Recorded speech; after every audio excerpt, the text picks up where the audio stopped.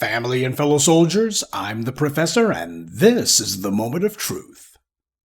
What its critics call a different form of affirmative action is now being challenged at Harvard University. 3 minority advocacy groups are suing the school over its legacy admissions, which gives preference to the children of alumni. This comes just days after the Supreme Court decision ended race-conscious affirmative action in higher education. CNN's Athena Jones, she joins us now with the details. And Athena, this has been percolating for some time outside the debate over affirmative action for racial preferences, the question of whether it's fair to give preference to the children of alumni. So where does this, what argument does the lawsuit make, and where does it stand? Hi, Jim. That's exactly right. This is really a discussion about merit. What qualifies as merit? If you're going to focus on merit, can you also give special preferences to people who have a parent or relative who went to Harvard or who are big donors to Harvard? These 3 groups, the 3 Black and Latino groups, are joining together to say that no, that is not fair.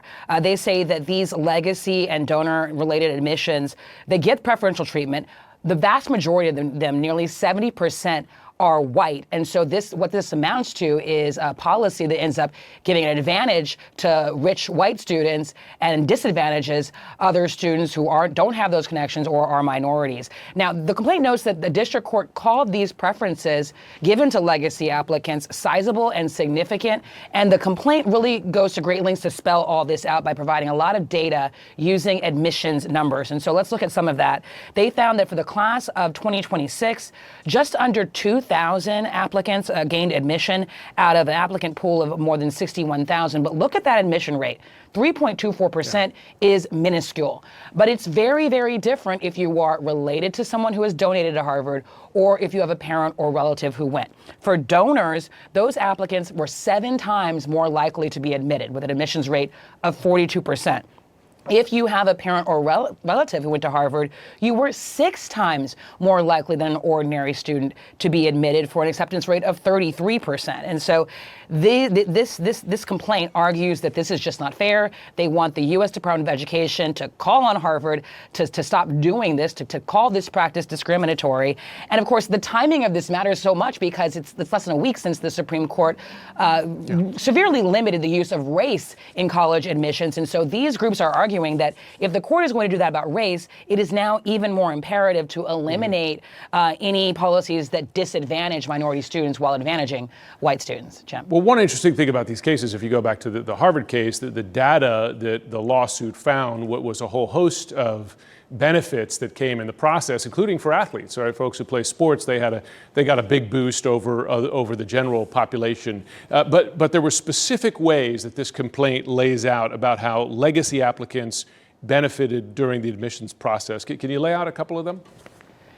Sure. This is so interesting. You're right. Athletes, people who have athletic skills, they also get a special leg up. But when it comes to legacy and donor applicants, they get all kinds of what the university calls tip factors that get weighed into their application. So for instance, if you are related to a donor, you could end up on the dean's interest list, which includes ratings for how important the donor is to Harvard. If you are one of these donor-related or legacy applicants, you have your application closely monitored throughout the entire process. They say it's annotated. So notes or symbols are added to make sure that admissions officers pay it special attention. And these folks also get flagged again when they're trying to narrow down the final pool of applicants. These legacies get flagged again. So a lot of advantages here that these groups are arguing are not fair and should be eliminated. As usual, the black media blows the lid off the subject, and we see the white media scrambling to keep up.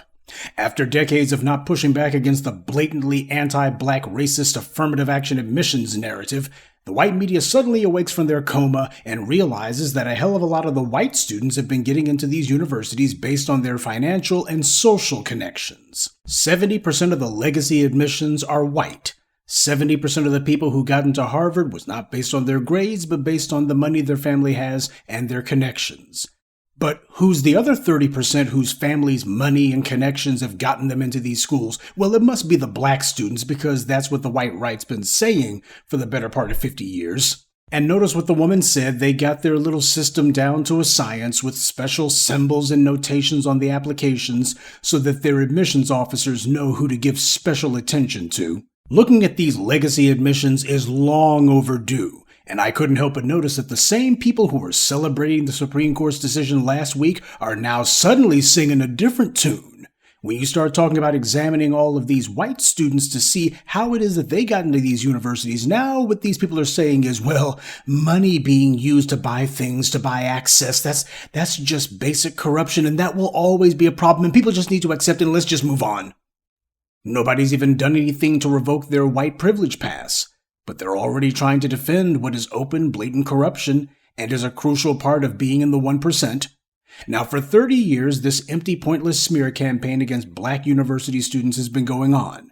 Why aren't the people behind these smear campaigns looking at legacy admissions and people who buy their way into universities? It's because the people who have been pushing the lie that black students are only in schools because of race, these are the rich donors who have been bankrolling these anti-black smear campaigns and who use their money to get their academically unqualified children into these schools. They're the ones who can't make the grade. So they focus all the attention on black students to get the heat off of themselves. And a lot of people in your white media, people who resemble, say, Jim Sciutto, are in fact beneficiaries of the white privilege pass. So when you talk about cracking down on these legacy admissions, you're talking about a lot of the people responsible for the white media and in government and the courts and in business. They've created a closed loop of corruption, and they're fighting to keep it that way. And notice how Jim Sciutto tried to do some low-key dissing of black folks, wedging in there that line about sports admissions, which is meant to mislead people into thinking that we're talking about black athletes. This is the white media trying to do counter-programming against the kind of videos that I put out. Because he's right about these big-name universities giving preferential treatment to students allowed in as sports admissions. But as I detailed for you, it's not the basketball and football students who are getting this special dispensation. Instead, it goes to the students who are let in under the guise of being volleyball or lacrosse or swimming or sailing or wrestling or what have you admissions. So-called sports that black students by and large are not part of. But notice how CNN doesn't go into detail about who it is who's getting this pass. So even when they pretend like they're telling the truth, they still lie big by omission. But here's where I need to give a little update. A few days ago, I told you about how one of Stanford's sailing coaches was involved in accepting bribes to get non-black students into that school. And I mentioned how one child's parents paid a whopping $6.5 million to get their academically unqualified child into Stanford. Well, I can tell you that the student and her family weren't white. They were Asian. And the student's name in particular is Yuzi Zhao. Her parents are from China, and they were the ones who ponied up millions to buy their child a seat at Stanford. And get this, the admissions consultant that they gave the bribe money to was referred to them by their Morgan Stanley financial advisor, a guy named Michael Wu. Now, how did he even know about this bribe network? And who else was Wu helping to set up bribes for? Because you know they weren't the first. This is the side of the college admissions debate you don't hear about. And there's others. You had a guy named Joey Chen who got sentenced last year for taking part in a college admissions bribery scheme. He's a well-to-do California businessman who owns a warehousing company. He paid a $25,000 bribe to get a university test administrator to allow his son's poor SAT scores to be raised. In another case, you had a Chinese-Canadian mother, Zhao Ning Sui, who paid a bribe of $400,000 to get her son into UCLA as a fake soccer recruit. Gee, Amy Chua sure didn't mention anything about this in that book about tiger moms that she wrote.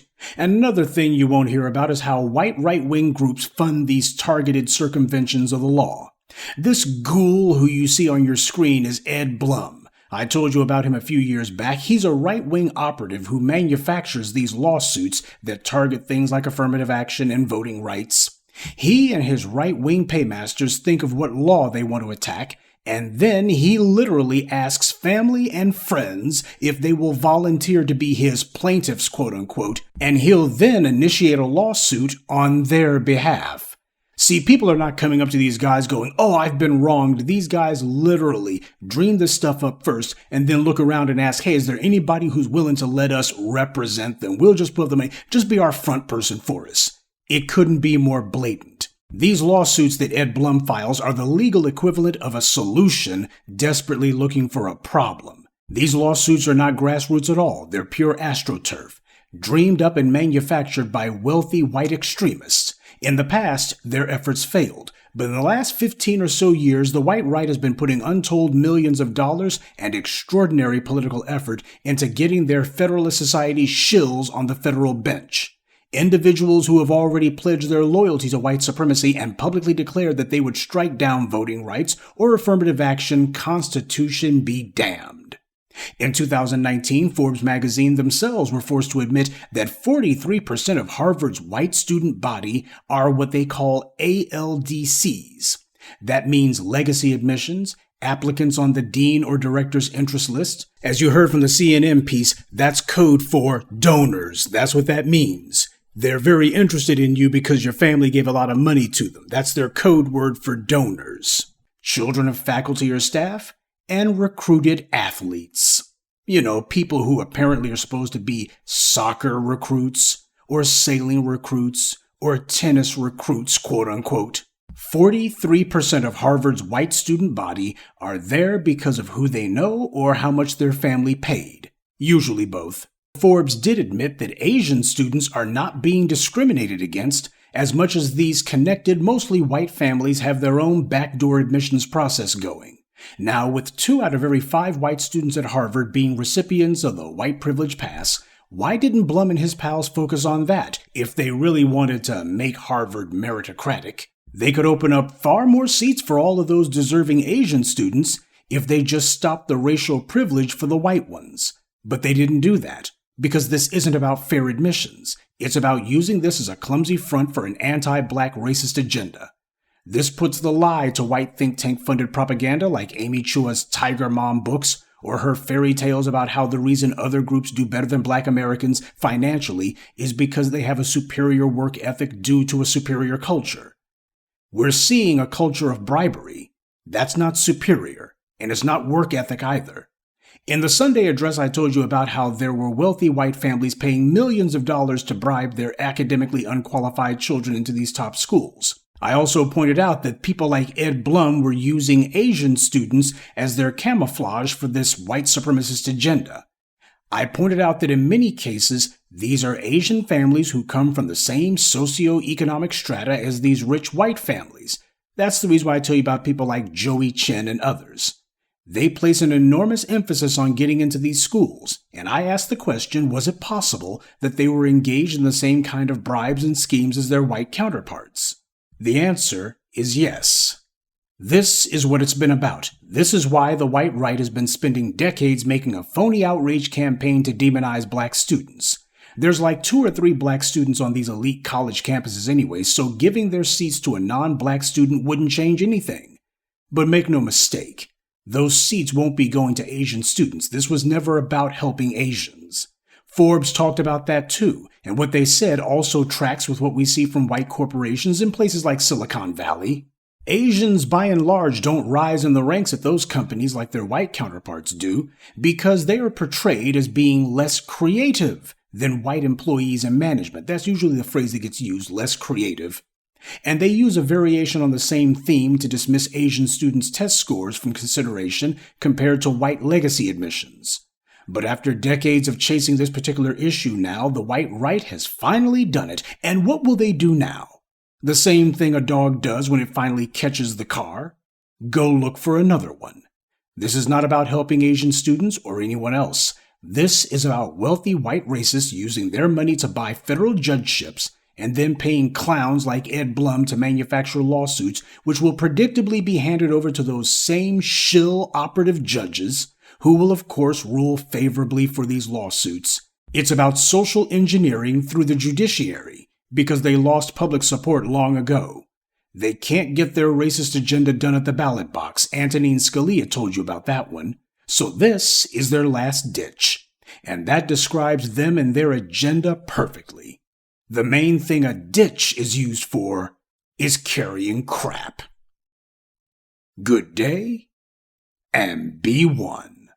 I'd like to take a moment to mention some of our contributors. Maurice Soul, Richard Allen Lovell, Dark Black, Jermaine McReynolds, and G. Mars. Salute to them and thank you to everyone for listening, liking, and sharing this message. Black empowerment only exists because of you.